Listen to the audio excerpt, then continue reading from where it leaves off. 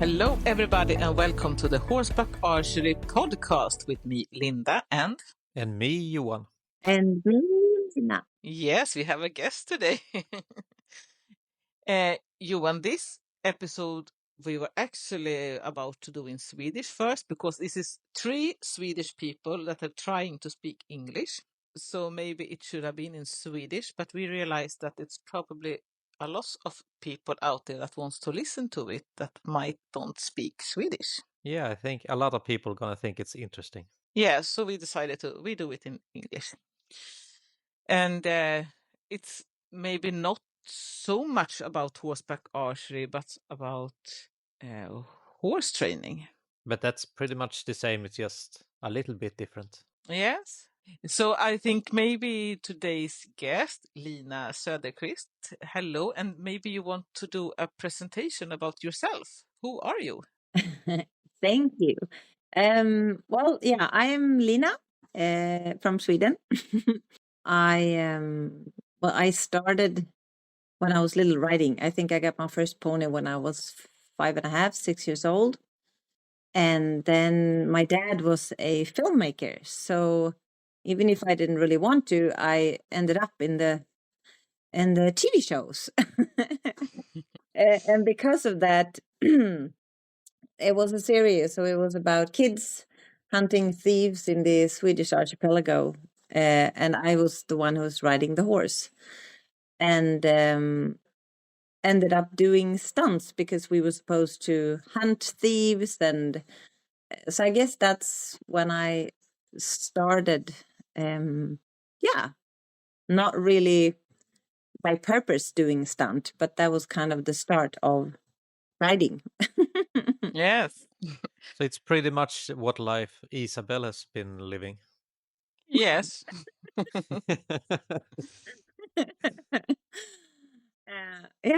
So I guess that's when my interest started. And then it was not so much about stunts anymore, but it was about working with animals and horses as well. And I worked with race horses. I worked with horses in trotting. I worked with all kinds of different types of training with the horses, as well as training wild horses in New Zealand from the stations that never seen people before. But many paths ended up, and I came to the States and started working in the film industry. So that's when I started with the animal work in another direction. Yeah. Yeah. Yes, because I don't think I say that, but today's subject, it's actually stunt horses and stunt riding. And that's where we ended up talking with you. But how did you get in contact with a farm that actually had horses for movies? Well, I started working with exotic animals for the film industry in Hollywood, and in the industry in Hollywood or anywhere when you work with movies, you normally have different trainers that has different animal as their specialty, and a lot of the movies we made were involving horses and different kind of animals, but some of the movies was a lot of horse work. So that's how I kind of ended up with that. But you never worked with exotic animals Before I came to the States? Yeah. No, not really. Not training wise. I've been working a lot in animal parks, in zoo, but I've never been working as a trainer for exotics. But I went to in Hollywood and the States, they have schooling. You can actually do education for working with exotic animals for the film industry. You become a trainer with exotics, or it's a school for working with film animals, pretty much, or training film animals. Oh, interesting. We don't have a lot of that in Sweden. Nope. No, it's pretty much if you like to work with exotic animals, you buy them. Yeah. In Sweden, we have AI, yes, AI, yeah. They animate everything that it's. You animate all the exotic animal you want in TVs in Sweden. Yeah, well, this was when I was living in the States. It's many years ago now. So now a lot of things is green screen or animated, or it's changed a lot. But when I was Yes. working, it was still a lot of still live animal action. Yes. It was kind of in the changing period, but this is maybe, I mean, now it's maybe 15 years ago. So a lot of things has happened with movie, and I think in a lot of ways it's a good thing. Yes, I agree. Yeah. I think everybody now wonder, is horses actually dying in these war TV scenes when the rider gets shot and the horse fell into the ground? Or is it like a movie secret not allowed to share with our listener? Well, today I don't think any of the techniques that used to be before. I mean, this is many years ago, like the first Jesse James movie. A lot of horses died because the stunts would be pretty horrible. You would tie ropes to the horses' legs, and then they would run until they would fall, so they would break their necks. But that was many years ago, and I worked for an organization for many years, and they were created by filmmakers that didn't want horses to get injured in movies anymore. So they created a organization that protects animals in film, which is called No Animals Were Harmed. So I think a lot of things has happened the last decade or whatever, that's protecting animals. So today they don't do that anymore, and that's really good because it's Yes. just. And now Yeah, in the States, they have a fantastic animal protection for animals in film, which we don't really have in Sweden, unfortunately. I think that actually animals die because our pleasure to look at a movie on TV, it's really terrible. It's not okay. And Yeah. But the stunts that you worked with, can you tell us a bit about how you set up the training for the horse? Do you start when they're foal or a little bit older? Well, it's all normally the animals that you work with in the movies. You normally need individuals that has a special personality, that maybe has that are used to being around a lot of things. So it's a lot of environmental training. Normally you start with them as always when they're young, but then maybe you have animals that come from competition, which that already are used to a lot of movement, things happening, people, cameras, all that can happen on a film set. But pretty much it's about having animals that doesn't get stressed or affected in different ways that is not healthy for them, and that also becomes safe. If you have a horse that is used to things that are moving and they're very happy with their trainer and they're confident with them, normally that works fine, even if they maybe haven't been in the film industry. So it's a lot about having, that is the basic training, is a lot of environmental training. And then you have all those specific, I mean, if you have a setup for a movie, you need to practice what the animal needs to be doing, of course.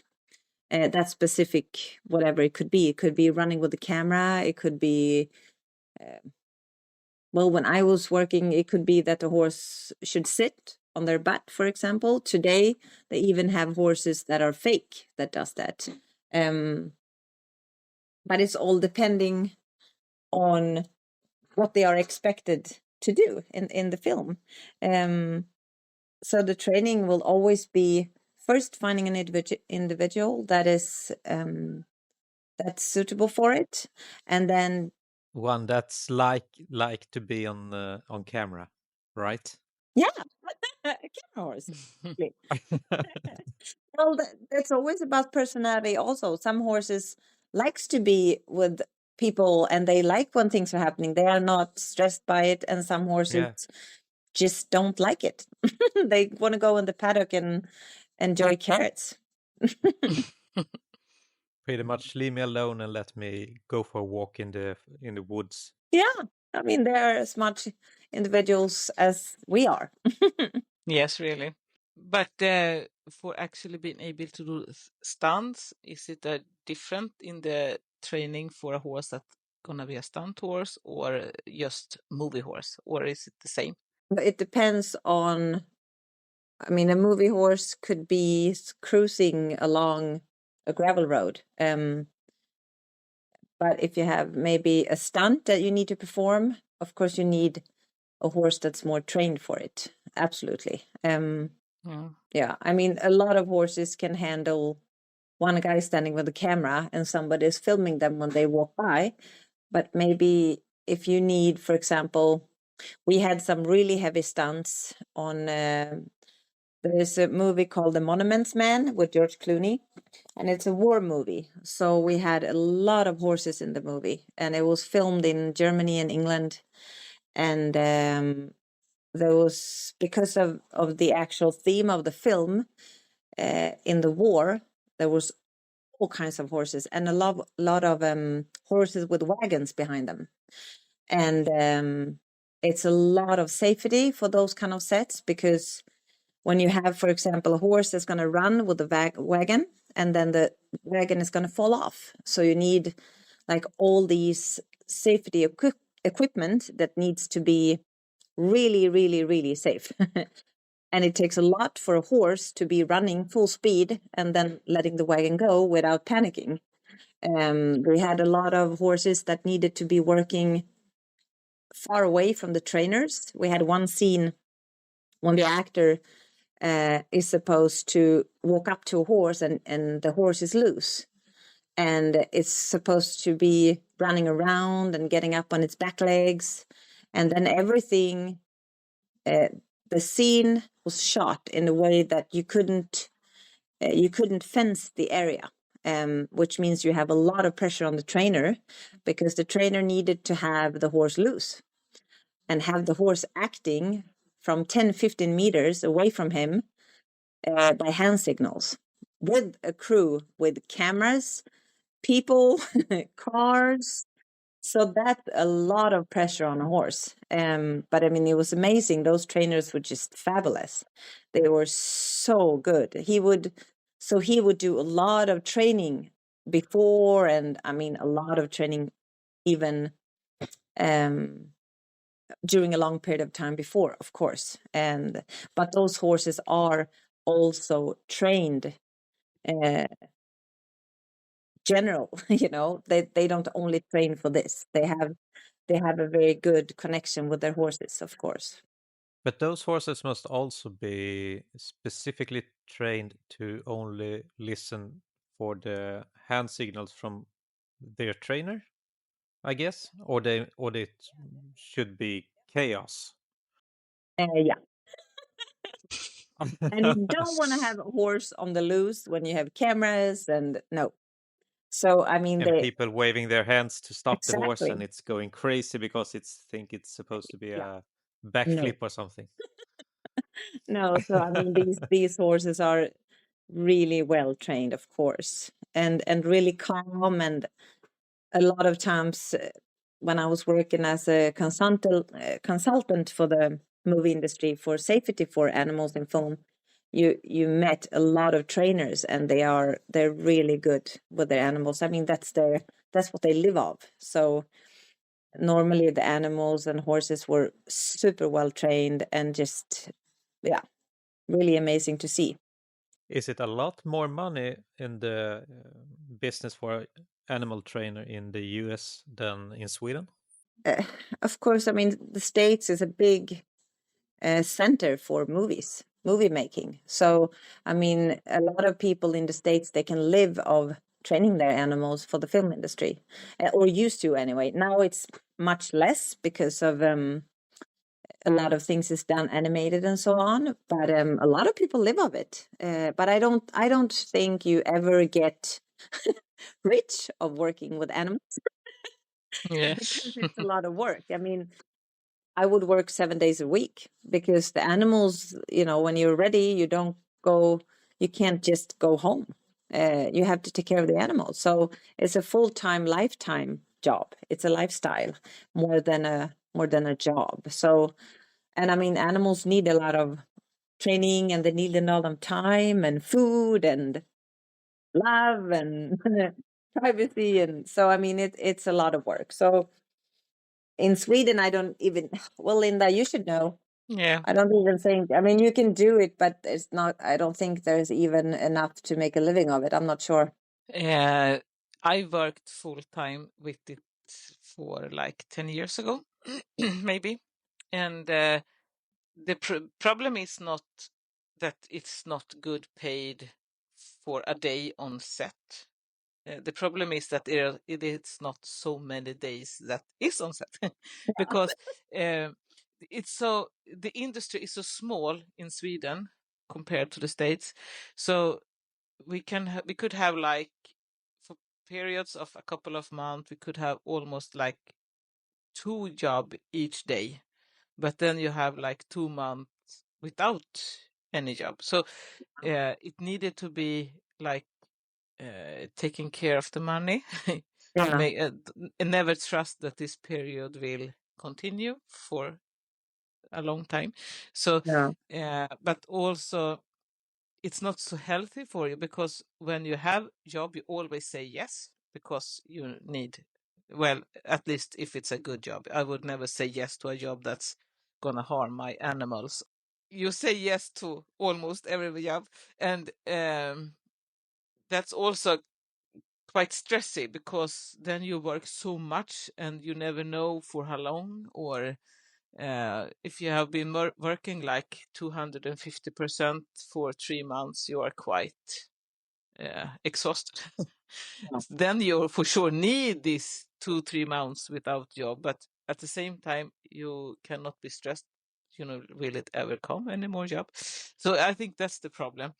But maybe that's also the big difference. I mean, in the States, we would maybe have a job that was 1 or 2 or 3 months long, or maybe, but then we would also have prep time.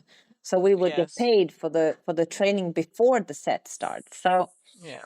I mean, it depends. Commercials, maybe not, but yeah, I just think it's it's easier to make a living of it when you have a bigger industry, of course. Yes, and I think that in Sweden we don't do so many difficult scenes. Yeah, I have for sure done some stunts with both horses and other animals in Sweden, but we don't have the capacity for this really advanced equipments. So we have a kind of natural limit for what we do in Sweden. And that also, I think, do that it's not so many movie workers that think about tell the animal trainer in good time so we can prepare. No. So I think that's also a bit of a problem or also difference that in States people planning more in good time and they know that the animal trainer must get this information in a good time.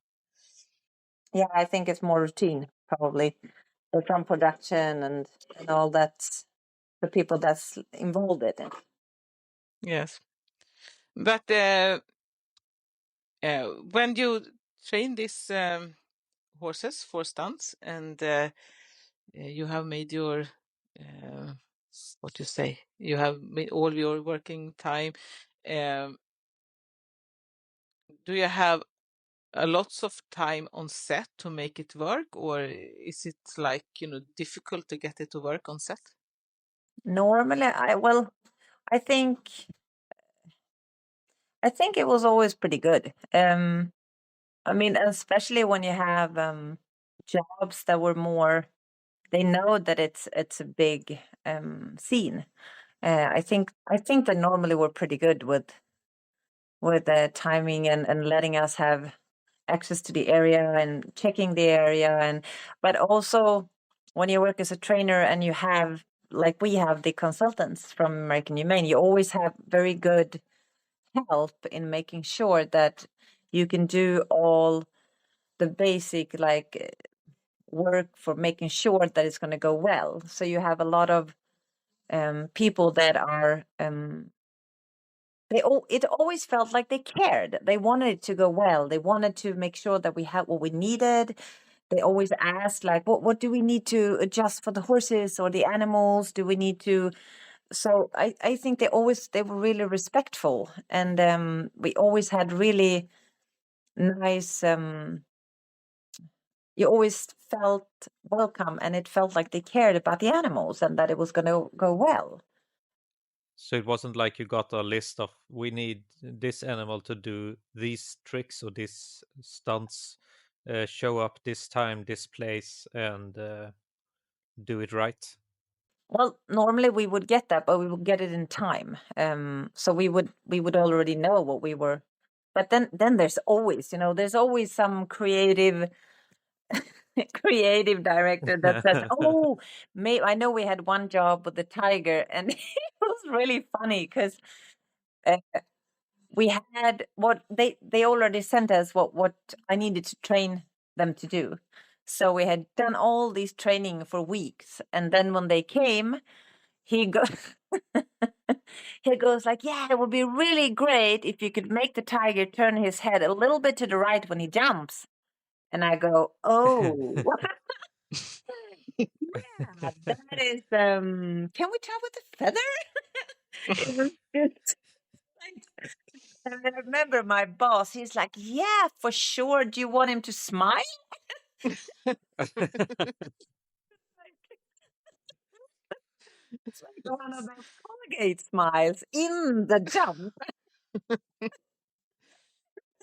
But my boss was really funny because he had been in the Hollywood industry for like 50 years, so he was so used to all this. So he was really funny a lot of times when they just went all over a little bit too many demands. But I mean, normally they would kind of get it if you said, well, if he does that, you're lucky. So you kind of just have to make them understand that it's, horses and animals, anything can happen.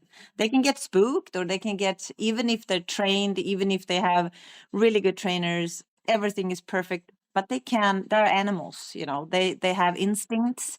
And that's always something you have to have in the back of your head. I mean, if a horse reacts, it's a flight animal, so they can run really fast. So yeah, but I normally, I think it was really, if something was kind of off, it was normally because people don't understand animals or animal behavior. So sometimes you just needed to help them understand, like, oh yeah, well, when you could kind of explain, but you could also work on it. Like, maybe that will be tricky, but but yeah. It feels like that would have been a quite usual problem. People doesn't understand the animals and how they behave. Yeah, and I think that problem is probably even worse now, because we live really far away from nature and today. So that is, I guess, well, Linda, that's in the industry still. It's always a bit of it's always there, I think. Yeah. Yeah, and Yes. I think the film creators, they are not animal trainers. They have this vision and they have this idea, and we have so many. I have so many memories of producers and directors that just has these crazy ideas, and you go, "Oh my God, that's not going to happen." The animals are going to die, and but they don't really understand. So it's not that they are mean or that they're stupid. It's just that they don't know, they don't understand animals, and but they're really good in what they do. So then we have to help each other. Yes. How do you handle any fears or hesitations for the horse? Environmental training, I guess. I think that's a lot of with them. I mean, I don't know much about archery, but it's always, I think, with horses, my experience is that horses have things that they're not used to. They question. They're like, "Oh, what is that?" And some horses will run for their lives. Some horses have more of a character. They will stop and look. And if you have a good communication with the horse, you will kind of sense that. I don't know, you guys, you have horses, you know. Normally you can feel that something is up. You can feel they tense their muscles, or they start to kind of. I think it's really easy to read horses in that way. If you have you can tell on their behavior a little bit what's going on. So, and I think if you have stunts, or like you that do training with archery, I mean, what I've seen, the little I've seen of archery is that you still have a lot of going on when you compete, for example. There's boards and there's people and kids maybe running, and so a lot of times I think it's the same. You need to prepare the horse, but then also be reading the horse while you're working with it. So, because anything can happen, and but if you have a horse that maybe has a bit of a fear for certain things, that's also, of course, a good thing to work with.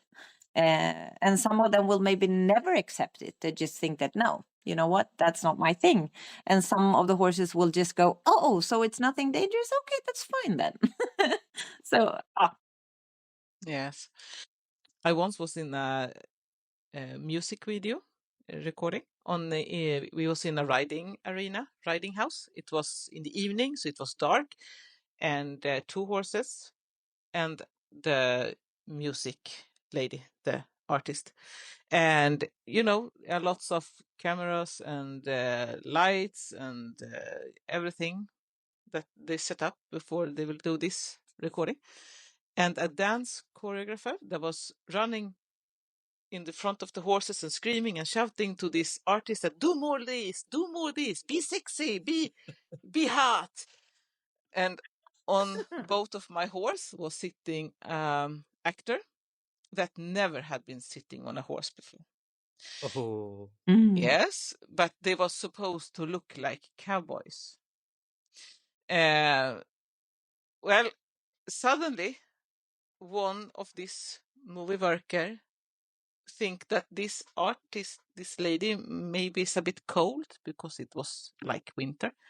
So he start this gasol heater. Do you say that, Johan? gas heater, yeah. Gas heater, good. yes. Yeah. And for those who have heard this before, you know that when it starts, it's like with a boom sound. It's like this heating cannon, yeah? Yes, Yeah. my older horse, he was looking at this and was like, oh my God, that was strange. Keep standing. The other one that is not so common with this kind of situation yet, he was, oh my God, and They tried to kill us. yeah, jumping backward with this scared, pretending to be cowboy guy sitting there and holding in the saddle and was like, oh my God, what am I going to do? So, well, the horse stopped after a few meters. So for us that is a bit used to horse and riding, we would say like, oh, he was a bit scared, he jumped, he took a few steps. But for a actor that never had been sitting on a horse before, he was like scared to death. And all and all these people, this movie worker, they was like, what did we do wrong?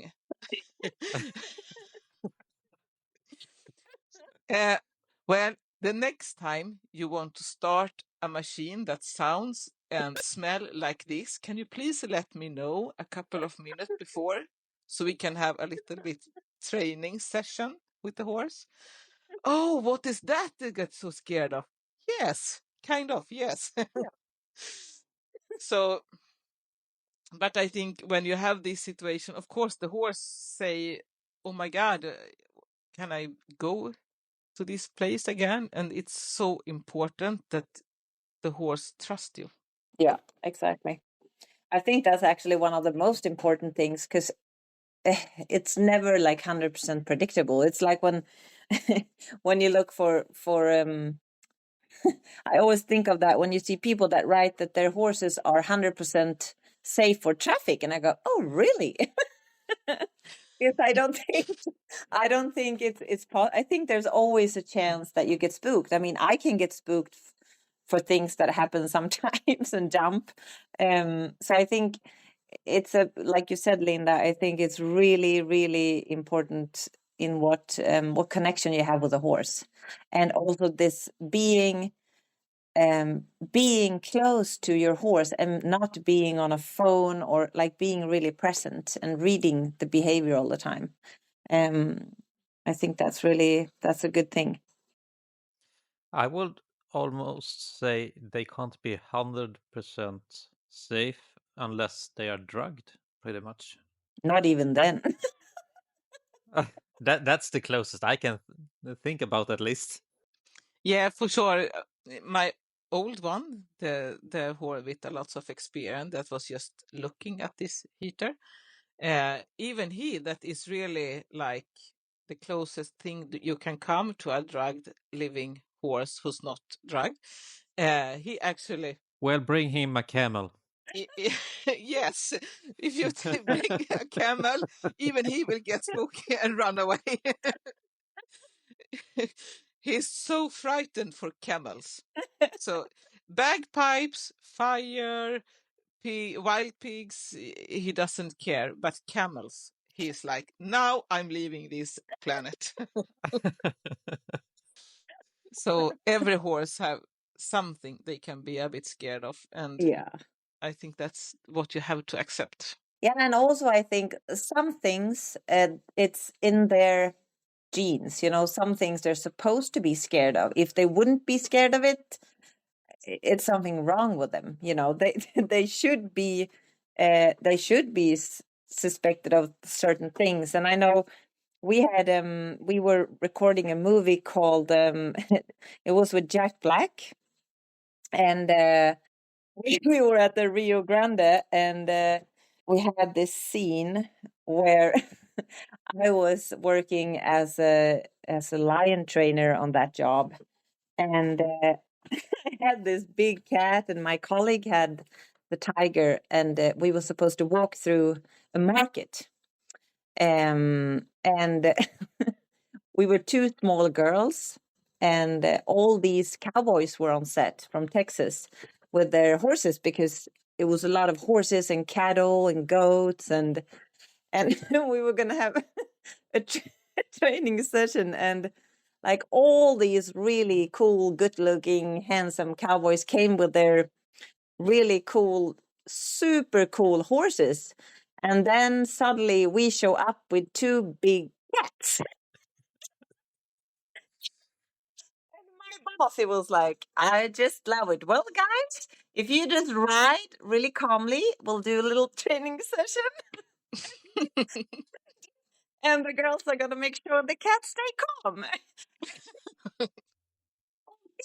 Guys, when they saw me and Sky, my colleague, standing with those two big cats, and they just look at us like, really? And Sid go, yeah, just right by, And You were just like, they are well fed. and one of the guys said, is this really cool? I said, yeah, I'll just tell him to leave it. And he goes, okay.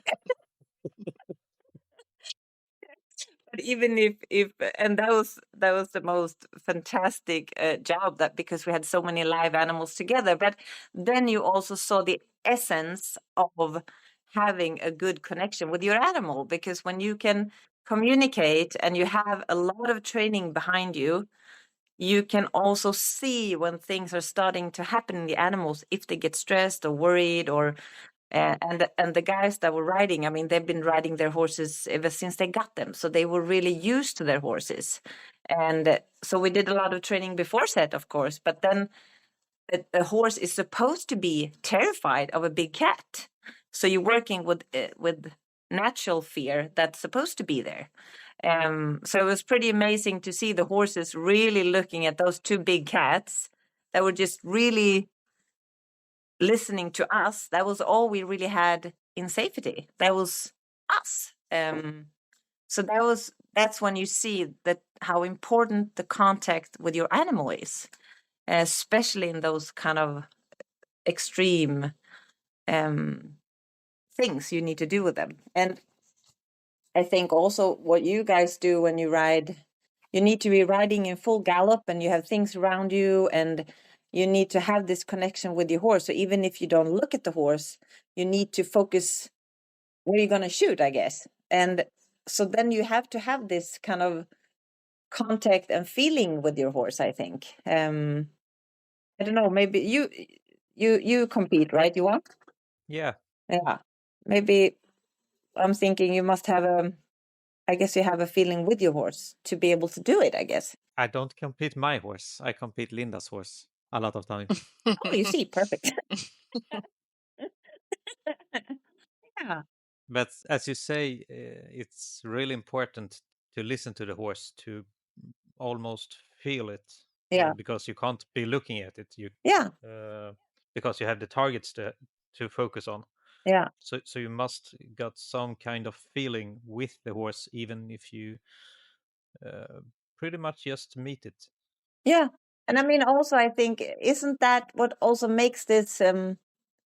I always wanted to learn archery because I think it looks really fantastic. The little I've seen, it's it's nice. This is the nice thing, I think, when you work with a horse or animals, when you have this contact, when you can focus on something else, but you feel that you're a team. It's a really, really wonderful thing. Yeah, it really is your partner in the Yeah. competition. Yeah. Yeah. I mean, you ride. It's and also focusing on, really have to focus on a target or something, and still have your horse with you. What do you think about when the fear is at the rider or the trainer? You know, we are talking about horses getting fears or hesitations, but if the rider have it? Well, I think if the rider has fears, it will go straight into the horse. So I mean, it's a big responsibility to work with your own fears and work with yourself. Well, I always thought that my job as a trainer or a rider is always to work on my shit. Uh, because it's always, I think it always comes down to that. Like if I'm not physical strong or psychological strong and I have doubts or fear, that will go into the animal, because animals, I mean, they survive because they read behaviors, they read the environment, and they will feed on any kind of energies that they, like tenseness or I think we show more than we think. A lot of times you see horses that are nervous and they're kind of struggling, and then another man takes over the lead and suddenly everything becomes calm. Or it can be arguments with animals, and you can tell it's a lot of tension, and then a calm soul comes and it quiets down. So I think it's a big responsibility to work on your own things, definitely. Yes, I think some horses are like more sensitive for fear than others. We had one horse before at our farm. She's not alive anymore, but if the rider had any kind of fear or doubt, she didn't go on the track. She was like, and that was, you know, the rider maybe was not afraid of the horse. The rider might be afraid of the competition. Exactly. Nervous. Yeah. But if she felt any kind of nervous or fear or anything, she didn't go on the track. But my big old one, He goes with I anyone. can put, yeah, he goes like, well, are you sure? You feel kind of, you know, unsure? Yeah, okay, I go here. Yeah, okay, I do it. And Yeah. also, he can have an actor on his back that is terrified. But if I say it's okay. She's that kind of human. Then he's like, okay. So I think it's also some horses are more sensitive for it than others. But I agree that when you work with animals, you need to work on yourself. Yeah, I think that's the same there. There's sometimes you can even feel that some animals will take care of people that are nervous. They can they can handle it in a fantastic way. So that's always also a big thing that is different with individuals. Yeah. An older horse with a lot of experience from different riders most likely can handle that kind of situation a lot different than someone that's only have one rider always. Yeah, definitely. Do you see any similar training challenge for archery horses as stunt horses? We have actually almost already talked about it, but maybe it's something that we have forgot to mention. Oh, well, I think, well, you do a lot of, I guess you do this, you need to have a good gallop, right? Yes. Yeah. So sometimes I can see maybe similar is when you do like some of the movies when we had to have horses galloping in groups, or like big war movies, maybe when you have a lot of horses galloping together, you need to kind of have them be able to work in a pace when things going on around them. And sometimes we would have it's cameras that they have it on I don't know if you've seen it, you know, those, you have a camera wagon and you pull the camera on like a train rail. Yes. Yeah. And that can be really scary for some horses, depending on. But then you need to kind of have the horse focusing on galloping straight, but you still need to have a car or a trail wagon with the camera next to it. Yeah, so that can be, and also a lot of times it is archery in the movies, especially old movies, you know, when they're supposed to make it. So I think that's really similar, I guess. Yeah. Yeah. The safety. How do you work with the safety on set? And do you think that there are some safety routines on movie set that we can think about also in the archery? Oh, I just don't A do safety. contract. Yes. What it's called, like non-liability contracts. Yeah. Well, I mean, it's always, especially I think in the States, anyways, you don't have the same insurance system as we have in Sweden. So safety is huge. Always. I think we do a lot of, maybe even, I think we did a lot of more before work to prevent, like a lot of preventive work for safety. To like go through, what are we gonna do? What can happen? How can we prevent that? What can we do to avoid what can happen? Like a lot of work with that, especially because the insurance system also is not the same at all. So you don't even have insurances sometimes. I know that I tried to to get an insurance, and they asked what I was working with. And I said I was a trainer for animals, and they asked what animals I was working with. And I go, oh shoot! I said, well, and then he just said that we don't think we have an insurance for you, ma'am. And I go, and a lot of times for my kind of work, I had to sign a paper when I said that whatever happens to me, it's not going to be on the company that I work for. You have to pretty much write them free, because yeah, so safety was really important. And even if maybe somebody else didn't do it, you have to do it for yourself. Really important. So prevent Yeah, a lot of work. prevention. Yes. Yeah. Yeah. Also, it's really, I mean, it's a good thing, I think. Sometimes when you're supposed to do something, you can kind of have a second thought. So what am I facing and what can go wrong? Do I need to bring something extra in case of an emergency? It's always good to kind of think about those things, I think, even if I think for you guys that does this kind of sport, it's always good to have a little backup plan in case something goes wrong. Yeah.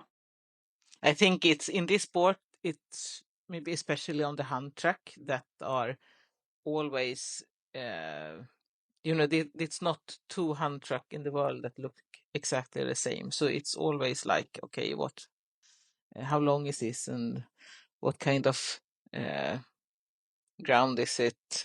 So I think just think maybe twice, what can go wrong here? How can I prevent it? It's a really good. Yeah. We have talking a lot about the animals, but I think a little bit maybe the stunt riders. I guess a stunt rider need to have, they have been working with their shit, no fear, and also quite good balance. Or what do you think? What does a rider that want to be a stunt rider? What should it focus on? You're definitely your physical strength and being strong in your body. I mean, that's all you have. That's your protection for your organs, muscles, and having a toned, strong body will help you from injuries. Of course, I mean, if you fall off, which what you fall off, you need to learn how to fall off, and if you have muscles, you will always be more protected. Definitely. So I mean, a lot of things I did, I went to the gym probably 5 times a week, just to keep myself safe and keep my, yeah, it's really, really important to take care of your physical strength, I think. But well, if you are a bit overweight, you're still gonna have some fat that protects your body, I think. Yeah, actually, well, I mean, it doesn't Yeah. have to do with being toned, but more that you have muscles that protects you. I mean, Yeah. weight goes up and down. You can sometimes you eat more than you need, and you will get a bit of fat. But that's life. So, but having a basic fitness is that protects you, I think. Really important. And also it's a lot of work. It is. And a lot of falling. It's really hard on your body. Definitely.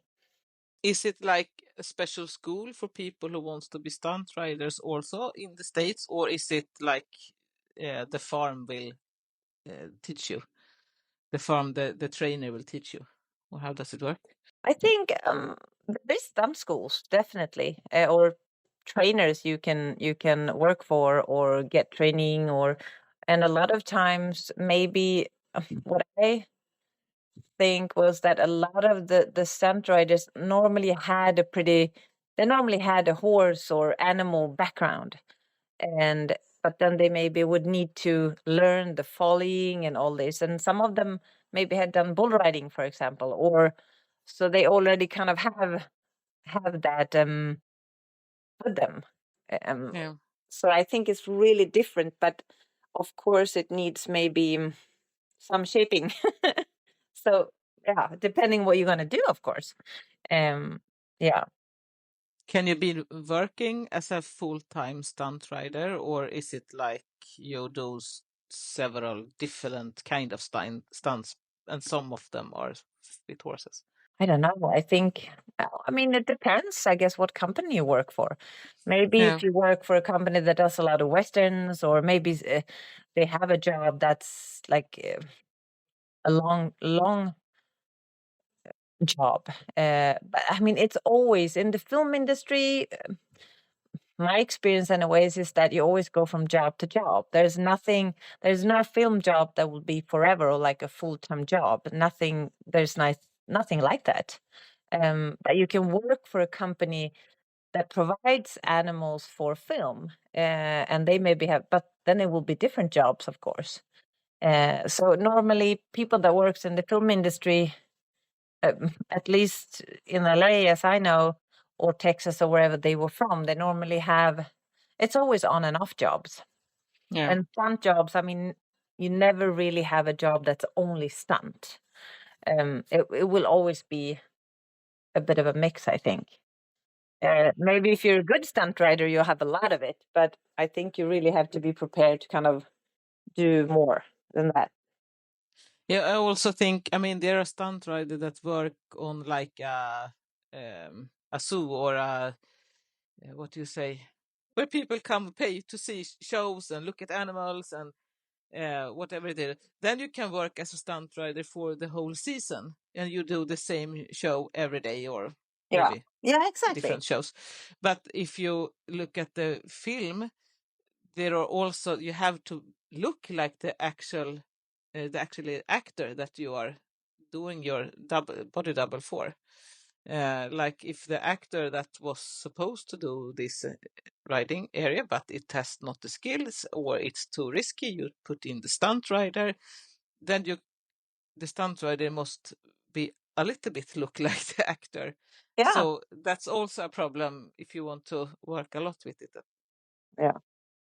I know several movies that we did when the actor had to like gain a lot of weight, and one of the guys, I think he had to put on like 35 kilos. He was just so depressed. He just had to get really fat for the job. And then after need to lose it again. Yeah, exactly. Do you have any tips for the archery riders that, you know, get a bit better balance, or if there are any training tips you can give them from the stunt riding? Well, I think training on the horse, of course, but also as well training off the horse, like doing stretching and balance and gymnastic.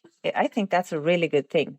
That helped me a lot because you also learn to trust your own body. So if you do have a situation on a horse, you know your own limits, you know your own body and how to move, or how to like what your what your strong sides are and what your weaknesses are. Maybe what if you have so I think that's a really good thing to do. Like doing, I think Isa could talk about her training, like doing falling off and how I roll, or that's a really good thing. It helped me a lot. I think it sounds like a good tips. We missed a question in the beginning, and that was, do you have any experience with horseback archery? But you mentioned it. But I think maybe we should make this question a little bit clear. You have seen horseback archery, but don't try it, right? Yeah, I haven't tried it. I would love to learn because it looks really fun. Why haven't you tried it? I think I'm always talking too much to you, Linda. Yes. I don't do horseback archery, Johan. Well, maybe next time you should teach me. I mean, you're probably the best teachers I could have. So maybe that would be fun. Yeah. Because we always end these episodes with a question. So I don't know if you have any answer of this, but what is your best memory of horseback archery? Um, Watching people fall off. it's always fun, isn't it? Well, I think it was when Isa was little, and when she started. I don't know, how old was she, Linda? 9. Yeah, and I know we were talking about, this movie Modig, with this Yes. little girl, and when Isa was riding Chaplin, I was in tears. It was just like, oh my God. And I said, I don't do that because I just love this movie when she's riding through the forest on this big Chaplin horse. Yeah, I think the English name of the movie is actually Brave. Brave. I think Yeah, so. Brave. Yeah, Yeah. Brave. It's a fantastic movie, and so I think when Isa that was really beautiful. And for our listener now, so It's Isabel we're talking about, because in the family we call her or in Sweden we call her mostly Isa. Lina, I think this has been an amazing hour. We were supposed to have 30 minutes, and Johan, we always succeed with keeping our times limits, right? Always. Yes. Well, it's under 1.5 hour. Yeah, it's just details. But really huge thank you for being with us on this episode. Thank you so much, Lina, and and for our listeners, we will hear from each other. Bye bye. Bye bye. Bye bye, everyone.